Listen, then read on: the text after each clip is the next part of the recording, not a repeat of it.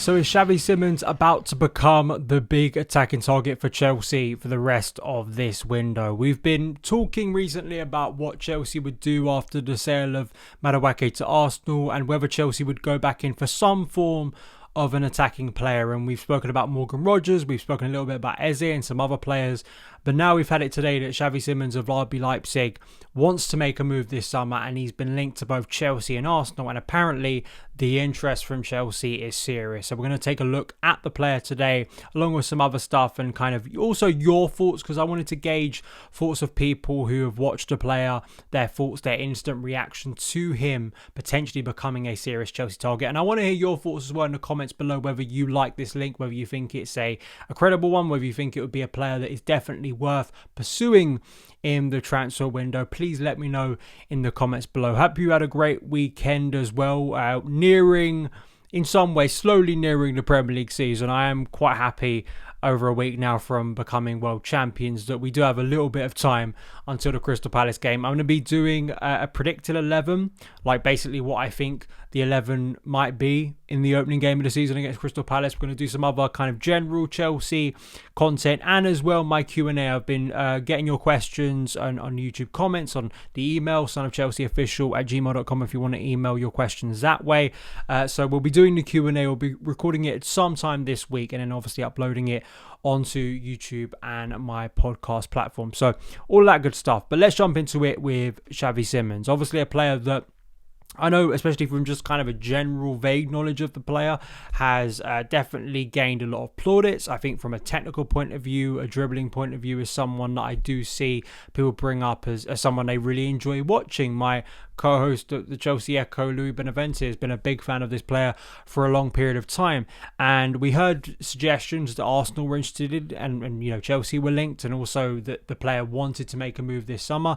Now we've had it today from the journalist Florian Plettenberg that Chelsea do have a serious interest in the player, and that talks between the club and the players' camp have already started.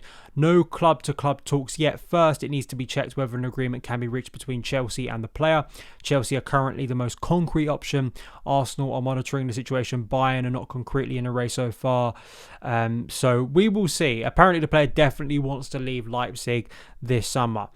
And I think just firstly, it doesn't surprise me that much in terms of like names that Chelsea could be pursuing for the rest of this window, especially when we talked about Morgan Rogers per se at Aston Villa, and it kind of feels like with that deal, dominoes kind of have to fall, especially in the case of Nicholas Jackson. Matt Law said that already, that if Emery wants Jackson, if Villa come in for Jackson, then Chelsea will go in for Morgan Rogers.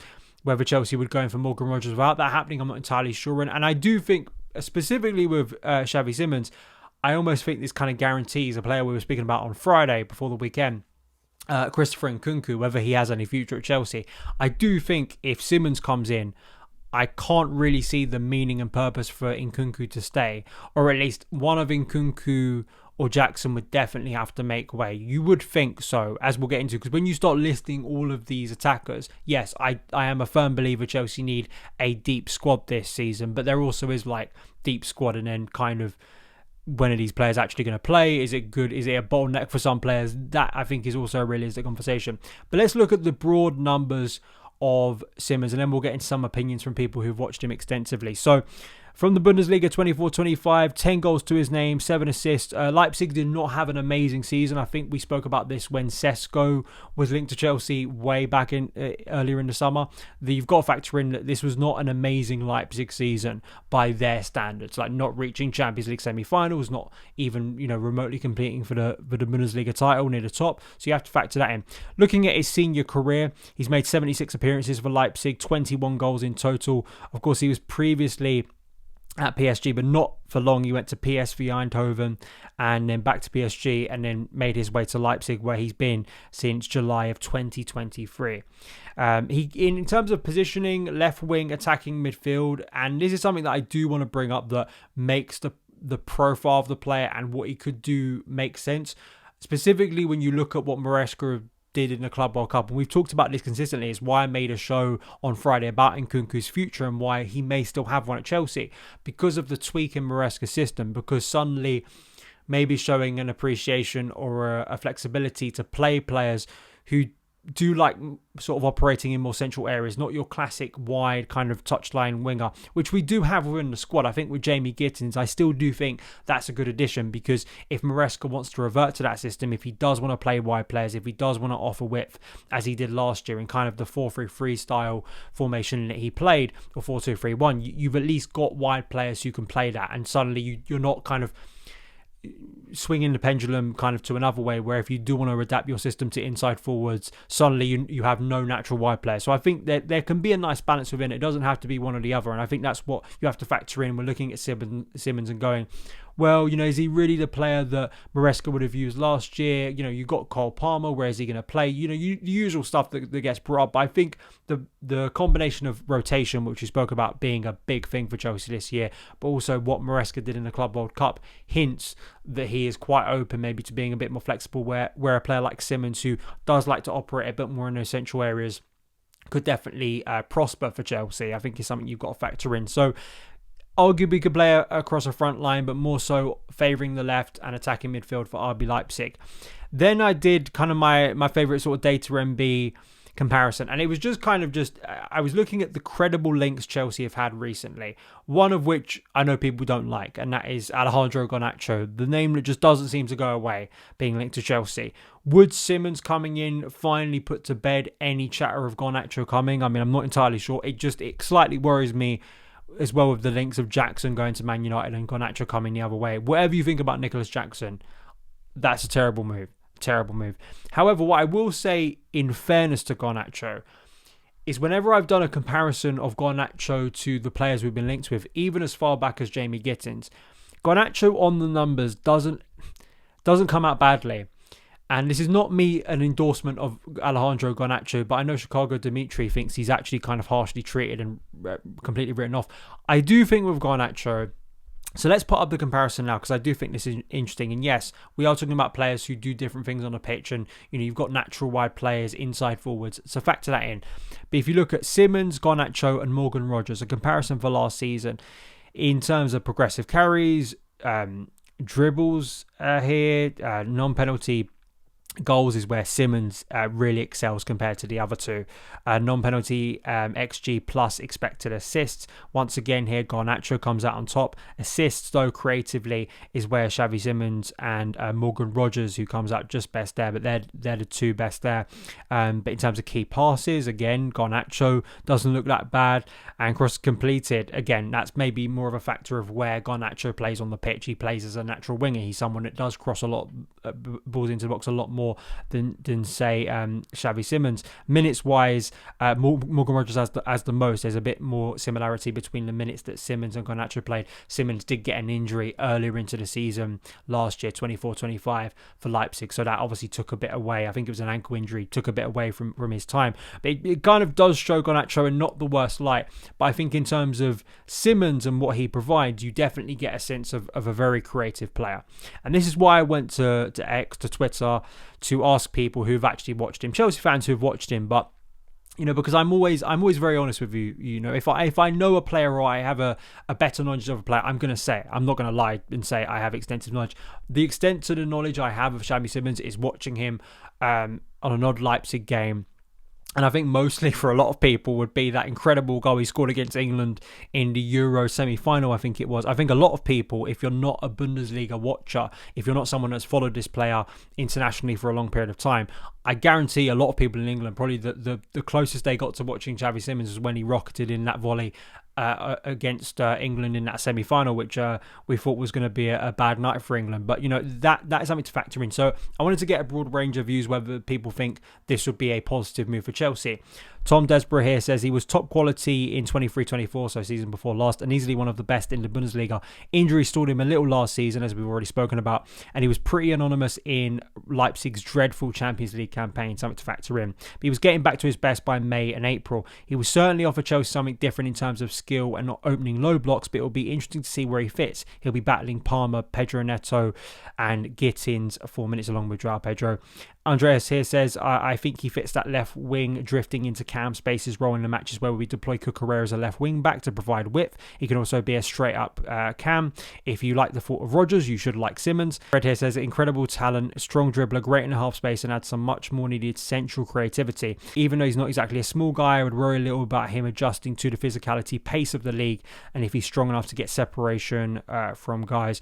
CFC for Life says, tactically he fits brilliantly, no doubt about that, but I'm not sure how we fit him in any lists. The abundance of attackers we have: Delap, Joao Pedro, Jackson, Gittins, Neto, Palmer, Estevan, Kunku, and Tyreek George. At Mobichel, who I think is a brilliant analyst and does really great extensive thread breakdowns of Chelsea games, so definitely go and give him a follow, says he's a huge market opportunity for us, a low centre of gravity, tight touched creative player with top ball striking, dribbling ability in tight spaces, and ability to pull out passes that you can say wow to. People have made mention of his physical deficiency, but his press resistant ability, and if he plays between the lines, that I know he will, it won't be a problem. He's also very good at applying pressure, top work rate as well, so I say we need more technical demons that have the ability to change games, especially replacing Nkunku. I almost think this guarantees, I mean, you could maybe see a Werner 2 situation here where Nkunku ends up going to Leipzig in kind of a trade-off deal, whether that's something they would take.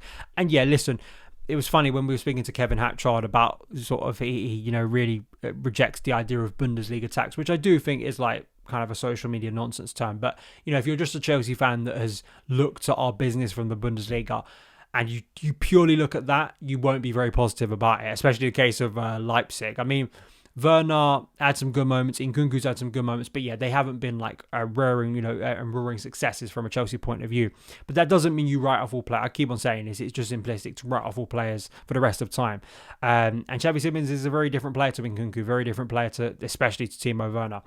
I do think that low block one is one that intrigues me most, specifically about players of this type and just the variation that players of his ilk could bring to Chelsea.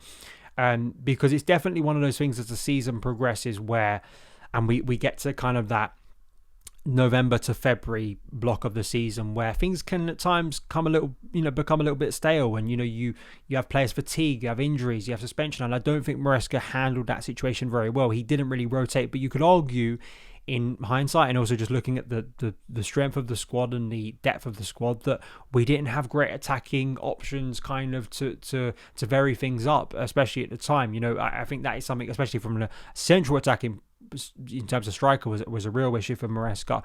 But I do think the way he rotated throughout the Club World Cup was a real good sign. He rotated really, really well. This was not a case where Maresca stuck to about 11, 12, 13 players and, tired them out to a point of exhaustion, which you could argue he did in the first half of Chelsea's season last time out. He didn't. I think he appreciated, probably because of the necessity of having to rotate, because of the fatigue and the demands on these players going out to America after a long season. I hope he takes that into the season as well. So the idea of bringing in players and going, how are they ever going to play? I mean, 5 subs now, Champions League football, the intensity of the Premier League, I think we are actually probably going to have to rely on newer faces at the start of the season. I wouldn't be too surprised if that Palace game, offers an opportunity for kind of more of the newer faces to play, because, you kind of have to, and you'd want to protect the players who've had to take up a bulk of minutes. It's a very unique time. It's a bit like almost in some ways a COVID type situation for Chelsea, where, the break between Project Restart in 2020 and that new season, congested season, was very, very short. So Chelsea have to rotate properly. They have to have a squad that is durable enough to compete on multiple fronts. So I think Xavi Simmons as a market opportunity, if you want to call it that cynically, it's not just about a market opportunity. I think you shouldn't just be going in for players because they're available. You should be going in for players because they suit what we need. And I do think that there has always been this question of Chelsea going in for another type of attacking player, and whether that would be another centre forward, a right winger, or someone in between who could maybe play off the wing but also could offer a central attacking option. And I think Chelsea's, if in terms of targets, this is not freakish. This is not like hypocritical. Chelsea going for Morgan Rogers, Chelsea looking at Eberechi Eze, Chelsea looking at other players, and then also looking at Simmons. It's not like we're going wildly from A to B and you're kind of looking at different profiles and going, that makes no sense. I actually do think it makes sense. With the players we've already signed, Joao Pedro has played as a centre forward, but we know potentially could play off a centre forward as well. So it's not freakish for Chelsea, I think, to look at this player. And yeah, I think maybe I think it shows a sign of several things. It shows a sign that Chelsea still want to go out there in the market for someone. And I have to say, from a character point of view, that's my biggest red flag with Garnacho by a country mile. I also do think eye test wise, having watched him a bit for Man United, I do think he's had some really poor performances, and you kind of do concern with the way he's fallen out with a couple of head coaches there. Do you really want that being brought into the dressing room? I think that is an absolutely valid point. And I do think you want selfless players. You want players who are going to come in, who are going to work extra hard to kind of work for Maresca on and off the ball, especially off the ball. The way we pressed in that PSG final is kind of the benchmark now. That is the level of work rate and output is expected of a Chelsea player. So I think you want to be bringing in players on that front too, who can operate in that system, but when they get the ball, obviously technically can be good. And I think the low block issue is one that Chelsea absolutely need to be solving, because if they want any hope at all of trying to challenge for the Premier League title, you need to have players who are going to be able to add that little bit of magic, right? Because PSG are not going to, PSG offered up a level of space in transition. The majority of teams are not. Crystal Palace are not going to do it. Brentford are not going to do it. A lot of teams in the Premier League come to the bridge are not going to give you that space. So you need to have something different and just a bit of variety too. And if the player wants to make a move, and I know the Secret Scout was saying that he believes that Simmons would prefer, or at least is open to a move to Chelsea, maybe it's one they get done, and maybe also because of the numbers being touted for Garnacho, for Morgan Rogers in kind of a Premier League tax kind of thing, they're thinking, actually, could we get even a better player from the Bundesliga that doesn't cost us as much? So we'll see how this develops, whether it actually is serious and it moves on to the next stages. We'll obviously cover that on the show. So please do like, subscribe, give me your thoughts on everything we discussed today in the comments below, and I'll see you again very, very soon. All the best.